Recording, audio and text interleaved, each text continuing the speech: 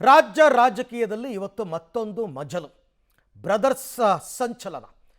ಮೊನ್ನೆ ಶನಿವಾರ D K Shivakumar ಮನೆಗೆ ಸಿದ್ದರಾಮಯ್ಯನವರು ಬ್ರೇಕ್ಫಾಸ್ಟ್ ಹೋಗಿದ್ದರು. ಇವತ್ತು ಸಿದ್ದರಾಮಯ್ಯನವರೇ ಡಿ ಕೆ ಶಿವಕುಮಾರ್ ಅವರ ಮನೆಗೆ ಆಗಮಿಸ್ತಾ ಇದ್ದಾರೆ. ಇನ್ನೇನು ಕೆಲವೇ ಹೊತ್ತಲ್ಲಿ ಬರ್ತಾರೆ.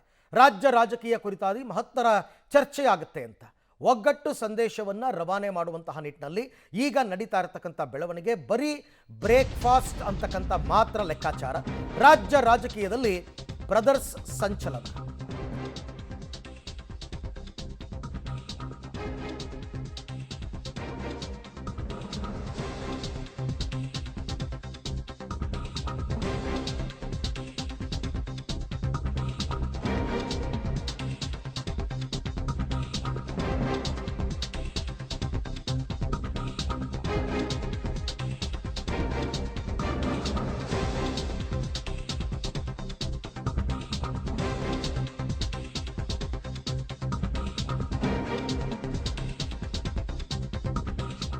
ರಾಜ್ಯ ರಾಜಕೀಯದಲ್ಲಿ ಬ್ರದರ್ಸ್ ಸಂಚಲನ. ಡಿಕೆಶಿ ನಿವಾಸದಲ್ಲಿ ಬ್ರದರ್ಗೆ ನಾನ್ ವೆಜ್ ಆತಿಥ್ಯ. ಸಿಎಂಗಾಗಿ ನೆಚ್ಚಿನ ನಾಟಿ ಕೋಳಿ ರೆಸಿಪಿಯನ್ನು ರೆಡಿ ಮಾಡಿಸಿದ್ದಾರೆ ಡಿಕೆ ಶಿವಕುಮಾರ್. ಕೆಲವೇ ಕ್ಷಣಗಳಲ್ಲಿ ಡಿಕೆಶಿ ಮನೆಗೆ ಸಿಎಂ ಭೇಟಿ ಕೊಡ್ತಾ ಇದ್ದಾರೆ. ಬ್ರದರ್ಸ್ ನಡುವೆ ಬ್ರೇಕ್ಫಾಸ್ಟ್ ಮಾತು.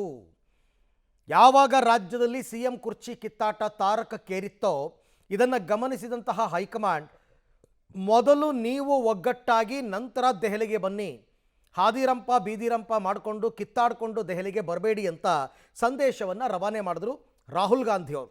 ಅದಾದ ಬಳಿಕ ಏಕಾಏಕಿ ಕಳೆದ ಶನಿವಾರ ಸಿದ್ದರಾಮಯ್ಯನವರ ಮನೆಗೆ ಡಿ ಕೆ ಶಿವಕುಮಾರ್ ಅವರು ಬೆಳಗ್ಗೆನೇ ಬರ್ತಾರೆ, ತಿಂಡಿ ತಿಂತಾರೆ, ಒಗ್ಗಟ್ಟು ಸಂದೇಶವನ್ನು ರವಾನೆ ಮಾಡ್ತಾರೆ.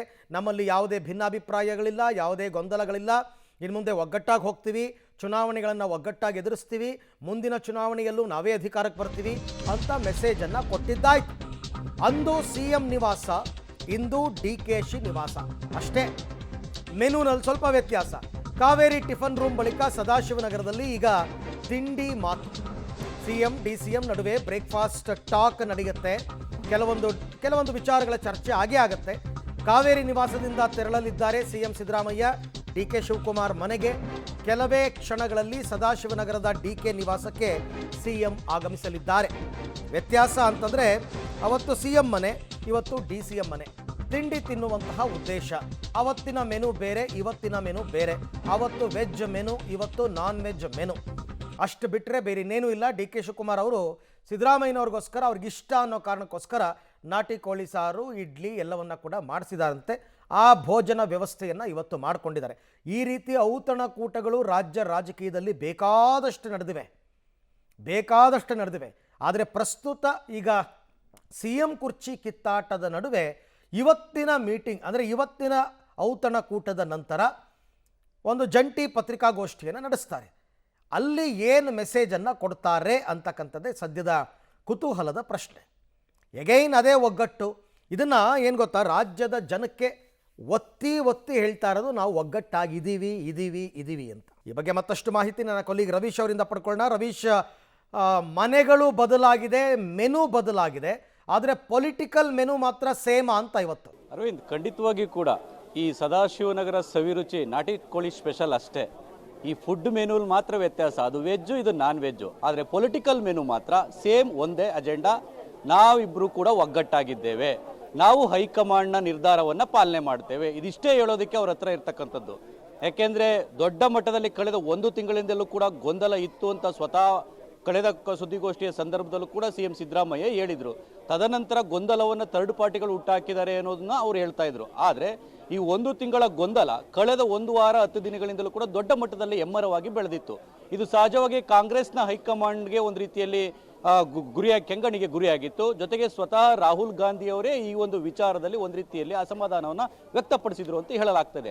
ಆ ಕಾರಣಗಳಿಗೋಸ್ಕರವಾಗಿ ಈ ಒಂದು ಟಿಫನ್ ಟ್ರಿಕ್ಸ್ ಅನ್ನ ಇಬ್ಬರು ನಾಯಕರು ಮಾಡ್ತಾ ಇದ್ದಾರೆ. ಅಂದ್ರೆ ಮೊದಲು ಮುಖ್ಯಮಂತ್ರಿಗೆ ಸೂಚನೆ ಕೊಟ್ಟ ಬಳಿಕ ಅವರ ನಿವಾಸಕ್ಕೆ ಹೋಗಿ ಬಂದಿದ್ರು. ಈ ಸಂದರ್ಭದಲ್ಲಿ ನೀವು ನಮ್ಮ ಮನೆಗೂ ಕೂಡ ಬರಬೇಕು ಅಂತ ಹೇಳಿದ್ರು. ಆ ಕಾರಣಗಳಿಗೋಸ್ಕರವಾಗಿ ಇವತ್ತು ನಾಟಿ ಕೋಳಿ ಸ್ಪೆಷಲ್ ಒಂದು ಟಿಫನ್ ರೆಡಿ ಆಗಿರ್ತಕ್ಕಂಥದ್ದು. ಪ್ರಮುಖವಾಗಿ ಆ ಒಂದು ಸದಾಶಿವನಗರ ನಿವಾಸ ಕೆಂಕೇರಿ 252 ಈ ನಿವಾಸದಲ್ಲಿ ಮುಖ್ಯಮಂತ್ರಿ ಸಿದ್ದರಾಮಯ್ಯನವರು ಸುಮಾರು 9:30ಕ್ಕೆ ಅವರಿಗೆ ಇನ್ವೈಟ್ ಮಾಡಿದ್ದಾರೆ. ಒಂದು 10-15 ನಿಮಿಷ ಹೆಚ್ಚು ಕಡಿಮೆ ಅವರು ಆಗಮಿಸ್ಬೋದು. ಅಂದರೆ ಮುಖ್ಯಮಂತ್ರಿಗಳು ಅವತ್ತಿನ ಟಿಫನ್ ಒಂದು ವಿಚಾರ ಸಂದರ್ಭದಲ್ಲಿ ಯಾವುದೇ ರೀತಿಯ ಒಂದು ಕಾರ್ಯಕ್ರಮಗಳನ್ನು ನಿಗದಿಗೊಳಿಸ್ಕೊಂಡಿರಲಿಲ್ಲ. ಇವತ್ತು ಈ ಒಂದು ಸದಾಶಿವನಗರ ಸವಿರುಚಿಯ ನಾಟಿ ಕೋಳಿ ಸ್ಪೆಷಲ್ ಆದ ಬಳಿಕ ವಿಧಾನಸೌಧಕ್ಕೆ ಹೋಗ್ತಾರೆ. ವಿಧಾನಸೌಧದಲ್ಲಿ ಕೆಲ ಒಂದು ಕಾರ್ಯಕ್ರಮಗಳಲ್ಲೂ ಕೂಡ ಭಾಗವಹಿಸ್ತಾರೆ. ಸಭೆ ಇದೆ, ಅಂದರೆ ಅಬಕಾರಿ ಮತ್ತು ಇದಕ್ಕೆ ಸಂಬಂಧಪಟ್ಟಂಥ ಸಭೆ ಇದೆ. ಜೊತೆಗೆ ಈಗಾಗಲೇ ನಾವು ನೋಡ್ತಾ ಇರ್ಬೋದು ಎಲ್ಲ ರೀತಿಯಲ್ಲೂ ಕೂಡ ಸಿದ್ಧತೆ ನಡೀತಾ ಇದೆ ಮನೆಯಲ್ಲಿ. ಇಡೀ ಆ ಒಂದು ರಸ್ತೆ ಏನಿದೆ ಆ ರಸ್ತೆಯನ್ನು ಡಾಕ್ಟರ್ ರಾಜ್ಕುಮಾರ್ ಅವರ ಒಂದು ನಿವಾಸದಿಂದ ಡಿ ಕೆ ಶಿವಕುಮಾರ್ ನಿವಾಸ ತನಕ ಇದನ್ನು ಕೂಡ ಒಂದು ರೀತಿಯಲ್ಲಿ ಬಂದ್ ಮಾಡಿದ್ದಾರೆ. ಅಂದರೆ ಎಲ್ಲ ರೀತಿಯ ವ್ಯವಸ್ಥೆಯನ್ನು ಮಾಡಿರ್ತಕ್ಕಂಥದ್ದು. ಪ್ರಮುಖವಾಗಿ ಆ ಎದುರುಗಡೆ ಡಿ ಕೆ ಸುರೇಶ್ ಅವರ ನಿವಾಸವೂ ಕೂಡ ಇದೆ. ಪ್ರಮುಖವಾಗಿರ್ತಕ್ಕಂಥದ್ದು ಈ ವಿಚಾರದಲ್ಲಿ ಎಲ್ಲ ಒಂದು ಕಡೆ ಪ್ರಮುಖವಾಗಿ ಈ ಒಂದು ಏನಿದೆ ಆ ನಿವಾಸದ ಒಂದು ಇದು ಈಗ ಡಿ ಕೆ ಸುರೇಶ್ ಅವರು ಆ ಒಂದು ಡಿ ಕೆ ಶಿವಕುಮಾರ್ ಅವರ ನಿವಾಸಕ್ಕೆ ತೆರಳುತ್ತಾ ಇದ್ದಾರೆ.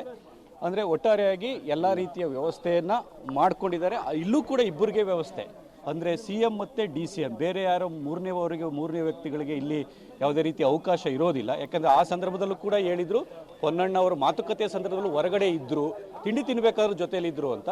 ಹಾಗಾಗಿ ಈ ಸದಾಶಿವನಗರ ಸವಿರುಚಿಯ ಔಟ್ಕಮ್ ಏನಂದರೆ ಪೊಲಿಟಿಕಲ್ ಔಟ್ಕಮ್ಮು ಒಂದೇ ಅಜೆಂಡಾ.